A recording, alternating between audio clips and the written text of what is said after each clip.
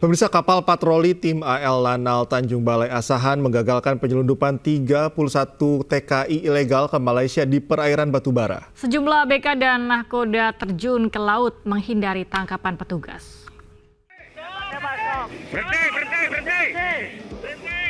Stop. Angkatan laut ini, nggak apa-apa. Udah, tenang aja, santai. Inilah detik-detik saat kapal patroli milik TNI Angkatan Laut dari Lanal Tanjung Balai Asahan mengejar kapal yang mengangkut sebanyak 71 orang pekerja migran ilegal di perairan Batubara, Sumatera Utara. Kapal motor terus berjalan tak mau berhenti karena nahkoda dan ABK terjun ke laut saat akan ditangkap. Beruntung petugas akhirnya berhasil menghentikan kapal dan memeriksa seluruh penumpang kapal.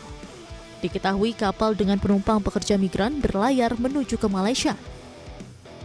Usai diamankan, ke-71 pekerja migran ilegal dan 6 orang anak dibawa ke Mako Lanal Tanjung Balai dan akan diserahkan ke kantor imigrasi Tanjung Balai Asahan. Dari Asahan, Sumatera Utara, Ulil Amri, iNews melaporkan. Presiden Prabowo Subianto memimpin rapat terbatas bersama sejumlah menteri di Hambalang, Kabupaten Bogor, membahas percepatan hilirisasi nasional di berbagai sektor strategis. Menterinya rapat, jadi tidak mengenal waktu libur. Ini adalah bentuk dari ratas ini digelar guna memastikan proyek-proyek hilirisasi memberikan dampak nyata bagi penciptaan lapangan kerja serta pemerataan pertumbuhan ekonomi. Proyek hilirisasi juga dinilai dari kontribusinya dalam menurunkan impor, meningkatkan ekspor, dan memperkuat daya saing industri nasional.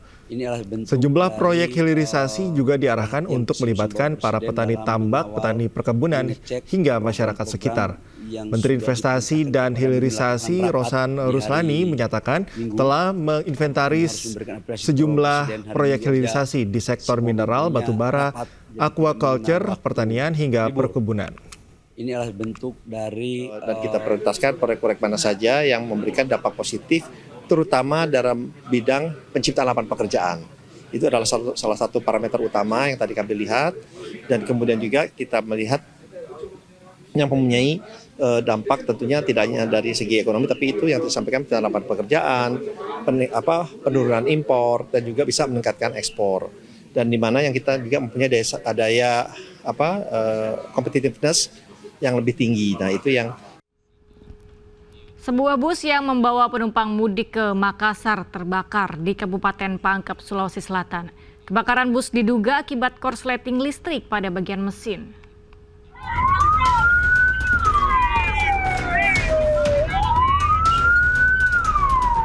Sebuah bus pemudik terbakar di Jalan Poros Pangkep, Makassar, Kampung Mangalekana, Kecamatan Labakang, Kabupaten Pangkep, Sulawesi Selatan.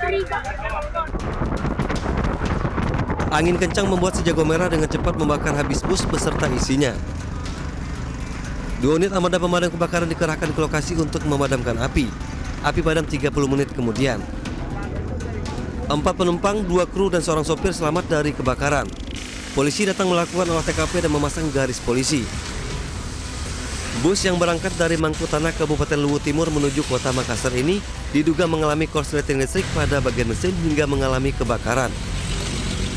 Untuk dugaan kebakaran tersebut, menurut supir, sepertinya ada korsleting di sekitar mesin yang mungkin menimbulkan percikan api sehingga mengakibatkan kebakaran. Tidak ada korban jiwa, namun kerugian material ditaksir mencapai 1 miliar rupiah. Polisi masih menyelidiki penyebab pasti kebakaran.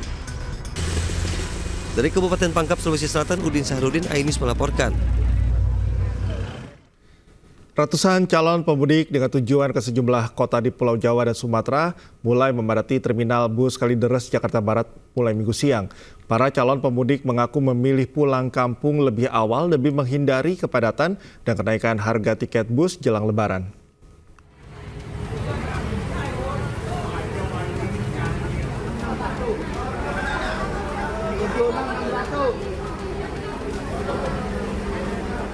Masyarakat yang hendak pulang kampung ke sejumlah kota di Pulau Sumatera dan Jawa ini tampak mulai berdatangan ke terminal bus Kalideres, Jakarta Barat.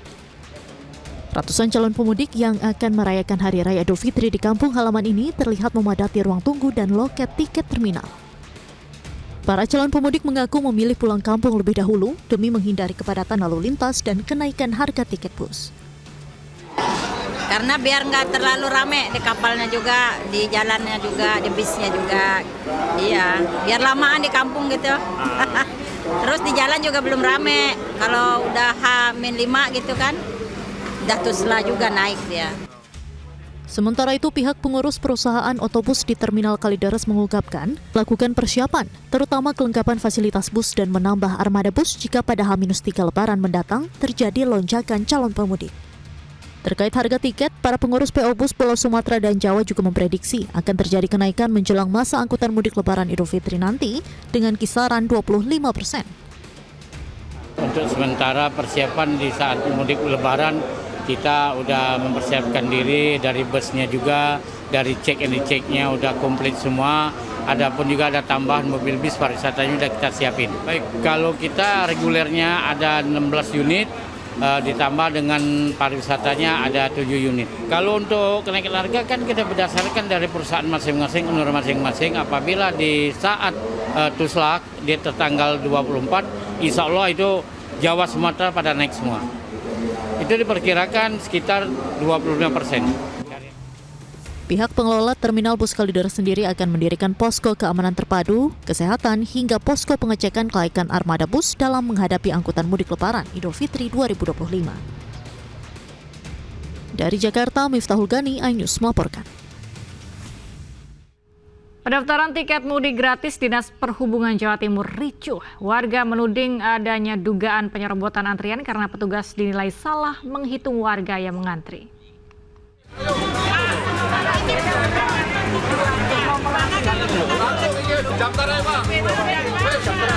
Sejumlah warga Surabaya sudah mengantri untuk mendapatkan nomor antrian tiket mudik gratis protes kepada petugas Dinas Perhubungan Jawa Timur.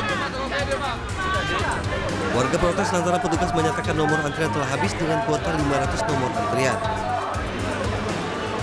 Beberapa warga menuding adanya dugaan penyerobotan antrian karena petugas dinilai salah menghitung warga yang mengantri hingga nomor ke-500. Warga meminta agar nomor antrian diberikan kepada warga yang sudah terlanjur mengantri pada Minggu pagi.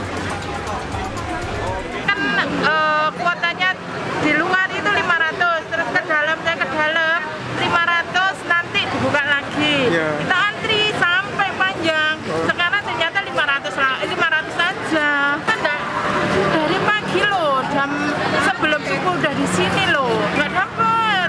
Di pihak operator itu udah ditulisi, pas waktu pengumuman itu mesti ditulisi per hari itu batasi 500. Jadi orang berbondong-bondong hari ini gitu loh. Maksudnya hari ini sudah selesai.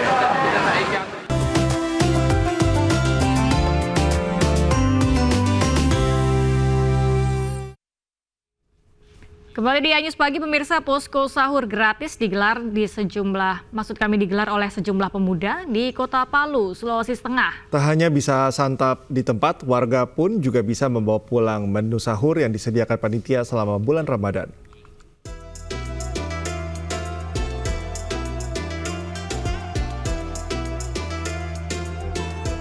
Posko sahur gratis sudah digelar sejak 12 tahun silam.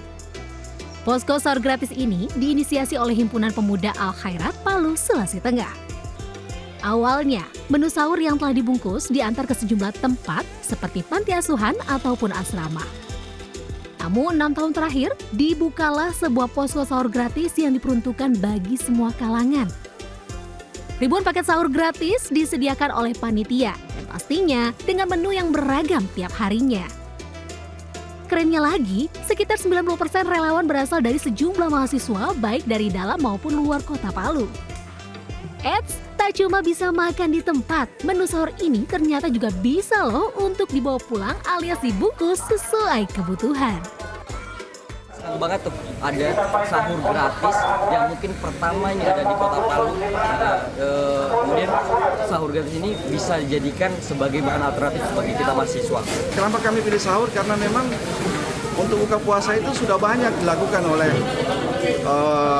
komunitas lain. Nah, sahur ini yang hampir bisa dipastikan tidak ada yang bikin. Nah, ini untuk malam ini itu kami menyediakan sekitar 4.000 paket yang bisa dibawa pulang dan bisa dikonsumsi di tempat. Kegiatan sahur gratis ini diharapkan bisa mengambil makna barokah di bulan suci Ramadan, sehingga bisa saling berbagi ke sesama. Tim Liputan, Ayus melaporkan. Pemirsa, Kedutaan Besar Palestina menggelar buka puasa bersama dengan warga Palestina di Indonesia. Acara buka puasa bersama digelar sebagai bentuk momen refleksi dan memperkuat tali persaudaraan. Kedutaan Besar Palestina untuk Indonesia menggelar acara buka puasa bersama dengan warga Palestina di Indonesia. Dalam acara yang berlangsung hangat ini disajikan hidangan khas Palestina.